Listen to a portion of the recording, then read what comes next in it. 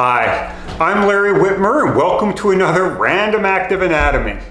I'm here on a Saturday working on our skeletal collection, and I've got a specimen I need to put into the dermestid beetle colony, but before I do that I wanted to show it to you.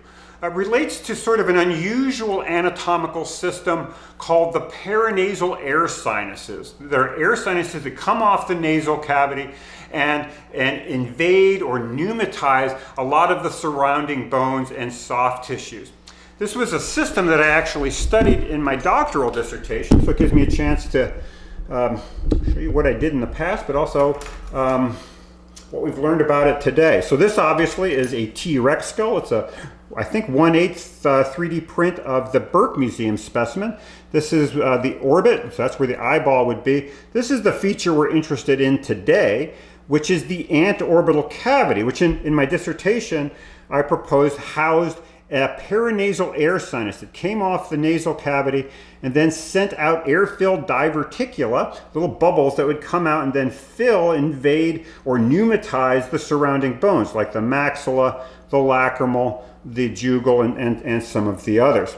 Let me move T-Rex a little bit to the back here, and I'll bring up this specimen right here, which is another specimen that I prepared 30 years ago for my doctoral dissertation.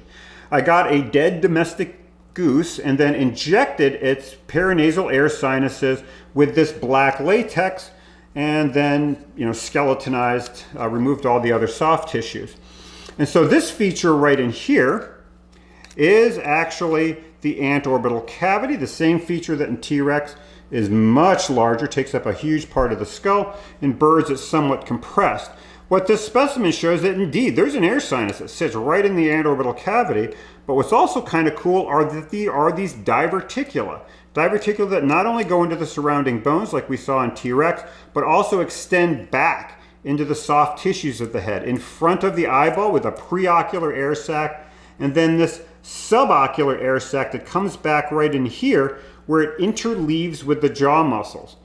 That winds up being significant, the jaw muscle part, because as the jaws open and close, basically when they open and close their mouth due to muscle action, the connection of these air sinuses to the jaw muscles sets up positive and negative pressures in the air sinuses such that air would move in and out of these sinuses more or less like an old-fashioned bellows pump. And as a result of that ventilation, that's the term we use for that, there's the possibility for evaporative cooling in here. Our studies then went on to show that these were highly vascular, and that the cooled venous blood surrounding these sinuses would actually track back to the brain cavity to moderate brain temperatures. Ruger Porter and I published an article in early 2020 that looked at the role of this vascular system in thermoregulatory strategies in dinosaurs, not just T-Rex there. The specimen I want to show you today is a little gross, hopefully not too bad for you. This is actually the dried head of a wood stork. This was expertly dissected by Lydia Giesige, an undergrad in our lab, and it's dried up so that it can go into the dermestids. So this is the American wood stork. There's a really closely related species from Africa, this one down below, which is a dried skull of the yellow-billed stork. This is Mycteria ibis, and this one is Mycteria americana.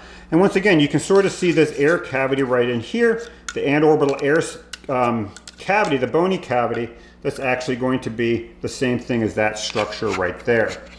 And so the key thing right here is that we can see in this wood stork specimen right here, the air sinus remains in place. That's what we're looking at right in here. It's all dried up. This would be very flexible in life, but here it's dried up. Notice that's all flush with the system, the tissues here. It sends diverticula into the bones surrounding it, like the lacrimal right here. But we can also see the suborbital diverticulum, the subocular sac right there.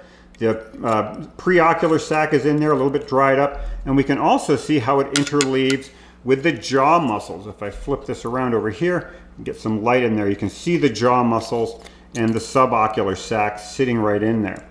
And so this is a nice example of the paranasal air sinuses, this antorbital sinus sitting in the antorbital cavity. Same feature we're looking at back here in T-Rex. But in this case, it's actually showing us it's still intact. But it won't be for long because this specimen is going into the dermestid beetles. But before I did that, I wanted to show you this kind of obscure and poorly known, but actually really important anatomical system. So that's today's random active anatomy. Hopefully you learned something about the anteorbital sinus. Thanks so much for watching.